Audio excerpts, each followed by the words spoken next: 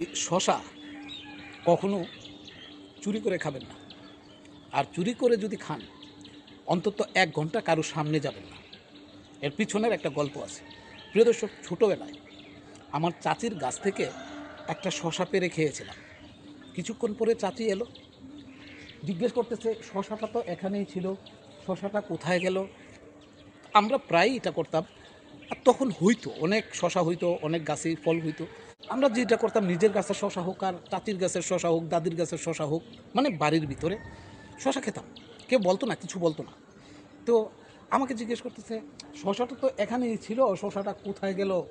তা আমি কইলাম, আসলেই তো, শশাটা কোথায় গেল মানে বুঝলেন, ডেক দিয়ে ফেলছি।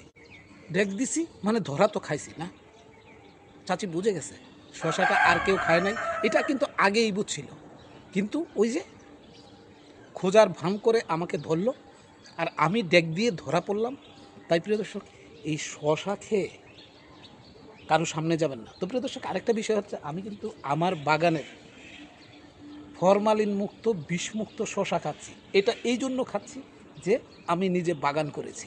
আপনিও বাগান করেন, আপনিও সকালবেলা এরকম ফরমালিন মুক্ত, বিষমুক্ত শশা খেতে পারবেন।